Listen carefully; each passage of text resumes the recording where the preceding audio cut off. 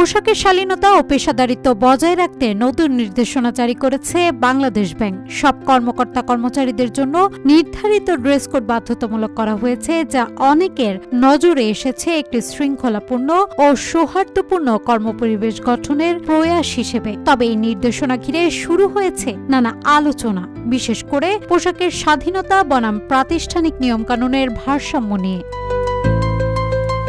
নতুন নির্দেশনায় নারী কর্মকর্তা কর্মচারীদের শাড়ি, সালোয়ার কামিজ, ওড়না ও অন্যান্য শালীন পোশাক ও পেশাদার পোশাক পরার কথা বলা হয়েছে। শর্ট স্লিভ ও ছোট দৈর্ঘ্যের পোশাক এবং লেগিংস নিষিদ্ধ করা হয়েছে। পুরুষদের ক্ষেত্রে জিন্স ও গ্যাবার্ডিন প্যান্ট নিষিদ্ধ করেছে বাংলাদেশ ব্যাংক। তাদের ফর্মাল শার্ট, প্যান্ট ও জুতা পরে অফিসে আসার নির্দেশনা দেওয়া হয়েছে।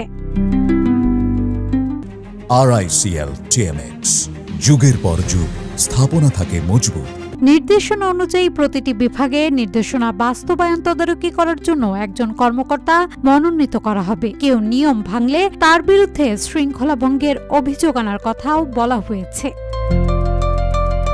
ব্যাংকের মুখপাত্র ও নির্বাহী পরিচালক আরিফ হোসেন খান জানান, কেন্দ্রীয় ব্যাংকে পোশাক বৈষম্য দূর করা এবং পেশাদার পরিবেশ বজায় রাখার লক্ষ্যেই এই সিদ্ধান্ত নেওয়া হয়েছে। তিনি বলেন, নতুন নিয়োগপ্রাপ্ত অনেক তরুণ কর্মকর্তা কখনো কখনো অফিস উপযোগী নয় এমন পোশাক পরে আসেন, যা নিয়ে প্রশ্ন উঠছে। এই কারণে ড্রেস কোড নির্ধারণ করা হয়েছে।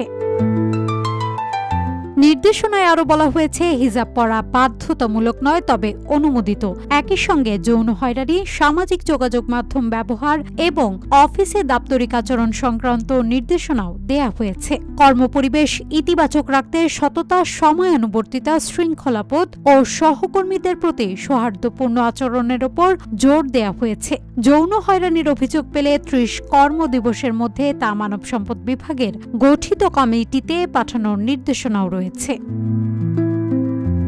সর্বশেষ তথ্য অনুসারে বাংলাদেশ ব্যাংকের বিতর্কিত নতুন ড্রেস কোড সংক্রান্ত নির্দেশনা প্রত্যাহার করা হয়েছে।